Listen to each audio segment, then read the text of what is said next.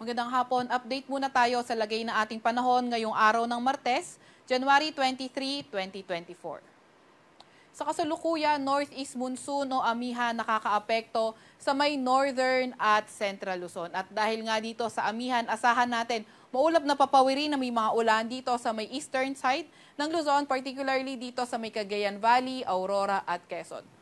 Maulap na papawirin din naman na may mga mahihinang pag-ulan yung inaasahan natin sa may area ng Cagayan Valley. Para naman sa lagay ng panahon dito sa may Metro Manila, pati na rin sa may Ilocos Region, nalalabing bahagi ng Central Luzon at Calabarzon, asahan naman natin partly cloudy to cloudy skies, may mga tsansa ng mga mahihinang pag-ulan. At para sa nalalabing bahagi ng ating bansa, partly cloudy to cloudy din yung skies natin, pero may mga tsansa na ng mga localized thunderstorms. Yung ating Regional Services Division maglalabas ng thunderstorm advisory, rainfall advisory o hindi kaya heavy rainfall warning kung kinakailangan.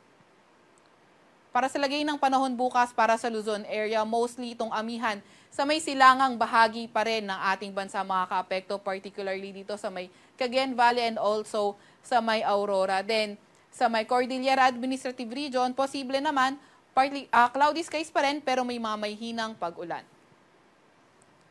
Dito naman sa may bandang Bicol Region, posible nga cloudy skies pero may mga tsansa ng mga localized thunderstorms. Para naman sa lagay ng panahon sa Metro Manila, pati na rin dito sa nalalabing bahagi ng Luzon area, although partly cloudy to cloudy skies tayo, yung mga tsansa ng mga pulupulong mahihinang pag-ulan ay nariyan pa rin.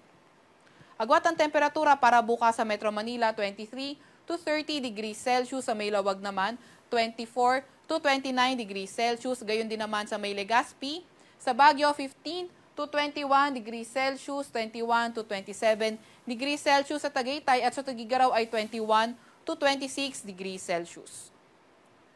Para naman sa lagay ng panahon sa may Palawan area, asahan pa rin naman natin partly cloudy to cloudy skies, may mga tsansa ng mga mahihinang pag-ulan. Para naman sa Kabisayaan at sa Mindanao area, may mga tsansa pa nga rin tayo ng mga localized thunderstorms, although partly cloudy to cloudy skies so ina-expect natin for tomorrow. Guwat ang temperatura sa may Puerto Princesa at Calayan Islands, 24 to 31 degrees Celsius. Sa Cebu naman at Tacloban ay 25 to 30 degrees Celsius. Sa Iloilo, 26 to 29 degrees Celsius, 24 to 32 degrees Celsius. Sa may Zamboanga at sa may Davao ay 25 to 31 degrees Celsius. Meron pa nga rin tayong nakataas na gale warning sa seaboards ng Northern Luzon, pati na rin sa Eastern Seaboard ng Central at Southern Luzon. Kaya kung maaari, yung ating mga kababayang mangingisda ay huwag munang pumalaot dahil posible nga yung maalon hanggang sa napakaalong karagatan. Para sa mas detalyadong impormasyon, pwede niyong bisitahin na aming website pag-asa.dost.gov.ph under weather, under marine, and makita natin yung gale warning. Para naman sa 3-day weather outlook ng mga pangunahing syudad, simulan natin sa may Luzon. For Metro Manila, Thursday until Saturday, posible nga partly cloudy to cloudy skies pa rin tayo pero may mga tsansa ng mga mahihinang pag-ulan.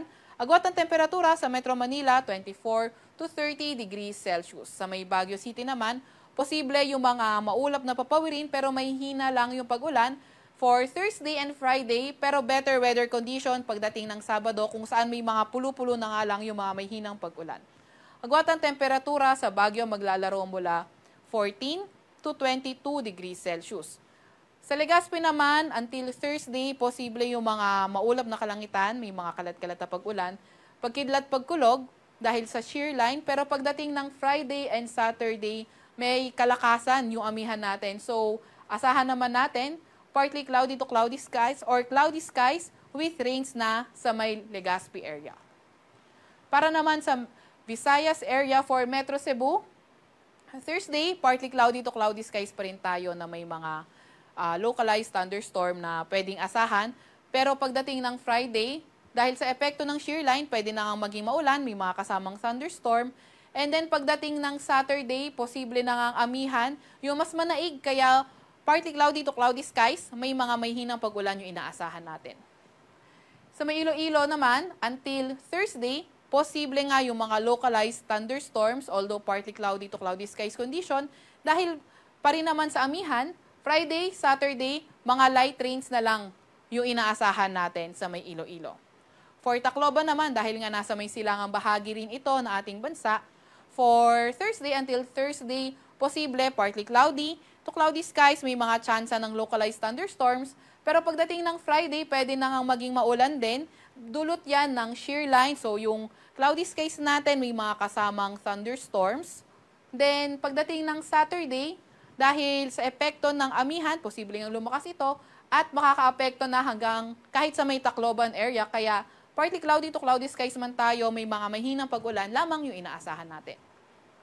Sa Mindanao area naman, until Thursday, partly cloudy to cloudy skies tayo, may mga localized thunderstorms.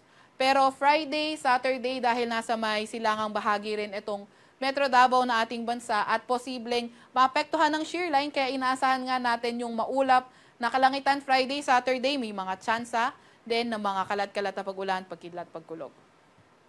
Sa may Cagayan de Oro City naman, Thursday, Friday, asahan natin partly cloudy to cloudy skies condition. Posible pa rin yung mga localized thunderstorms. Then pagdating ng Saturday, posible na nga yung mga kalat-kalat na pag-ulan. Posible din na maulap din, halos buong araw, may mga kasama ding mga thunderstorms.